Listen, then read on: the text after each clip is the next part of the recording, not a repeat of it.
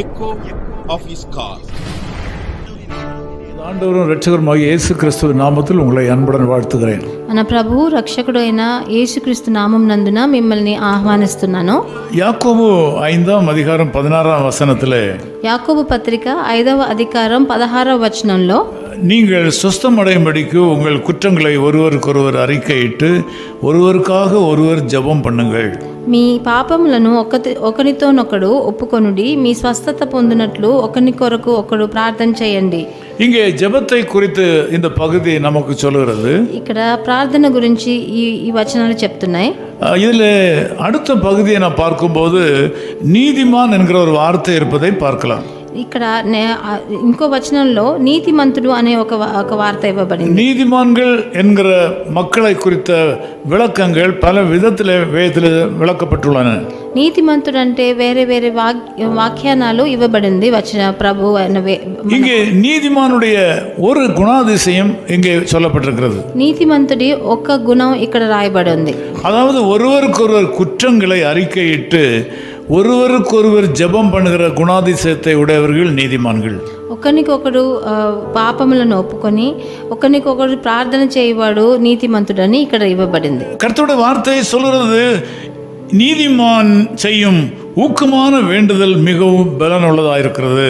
నీతిమంతుని విజ్ఞాపన మనకి చాలా బహుబలము గలదై ఉన్నదని రాయబడి ఉన్నది. எப்பேற்பட்ட குணத்தை உடைய நீதிமான் செய்கிற வேண்டுதல் அதிக பலனுள்ளதாக இருக்கிறது என்று கேட்டால், ఎట్లాంటి గుణాతిశయం ఉన్న అంటే నీతిమంతుడి ప్రార్థన బలంగా ఉందంటే குற்றங்களை ஒருவருக்கொருவர் அறிக்கை இடுகிறவர்கள், మన పాపములను ఒకరితోడొకడు ఒప్పుకొనివాడు, குற்றங்களை அறிக்கையிட்டு ஒருவருக்கு ஒருவர் ஜெபம் பண்ணுகிறவர்கள், పాపములను ఒప్పుకొని ఒకరికొకరు ప్రార్థన చేసేవారు, ஒருவருடைய குறையை ஒருவர் மன்னிக்கிறவர்கள், ఒకరి మీద ఒకరున్న పాపమును ఇంకొరు క్షమించేవాడు. ஒரு நீதிமான் என்றால் அவர்கள் இப்படிப்பட்ட குணத்தை உடையவர்களாக இருந்தால், ఒక నీతిమంతుడు ఇట్లాంటి గుణాలు గలవాడే ఉంటే அவர்கள் ஏறெடுக்கிற ஜெபம் பலனுள்ளது என்று வேதம் சொல்கிறது.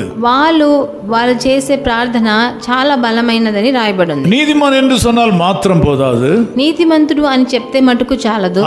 மற்றவர்கள் அவர்களுக்கு செய்த குற்றங்களை மனப்பூர்வமாக மன்னித்திருக்க வேண்டும். వాళ్ళు మిగతా వాళ్ళకి చేసిన పాపాలని మనపూర్వంగా వాళ్ళు మనస్ఫూర్తిగా వాళ్ళు క్షమించే వాళ్ళై ఉండాలి. உங்கள் ஜெபங்கள் ஆண்டவரிடத்தில் போய் சென்று சேர வேண்டுமானால் உங்களுக்கு விரோதமாக உங்களுக்கு துரோகம் பண்ணினவர்களை மனப்பூர்வமாக நீங்கள் மன்னிக்க வேண்டும்.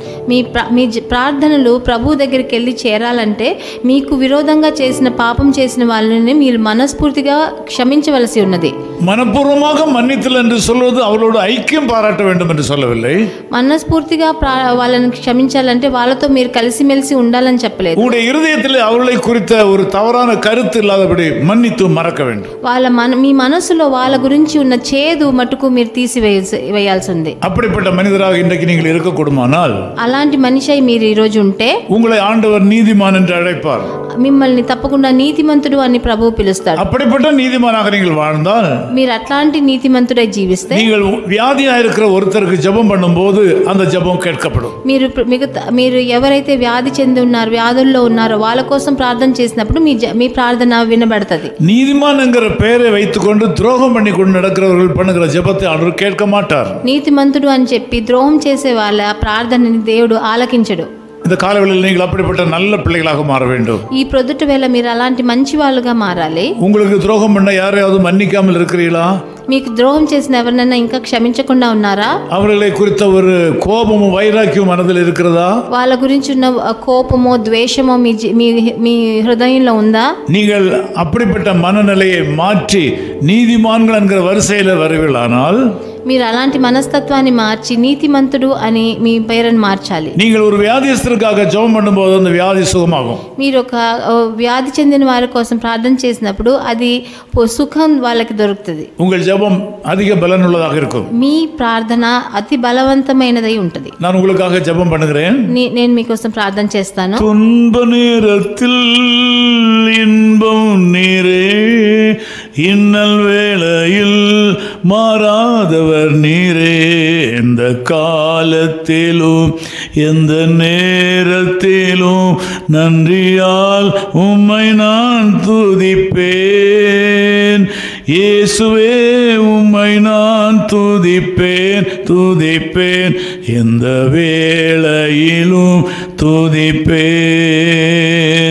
இயேசுவே உம்மை நான் துதிப்பேன் துதிப்பேன், எந்த வேளையிலும் துதிப்பேன்.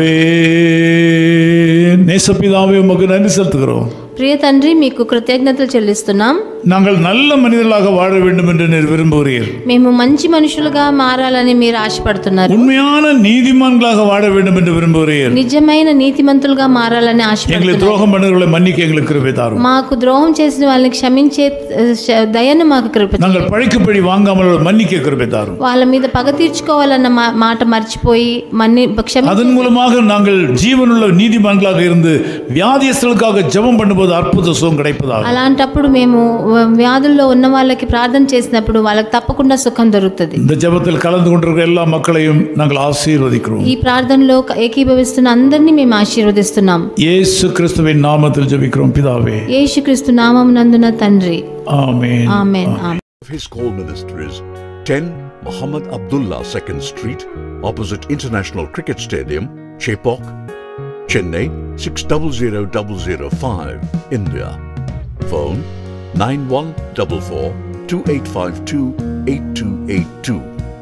Mobile phone and WhatsApp 919841271858. Email sam@echoofhiscall.org.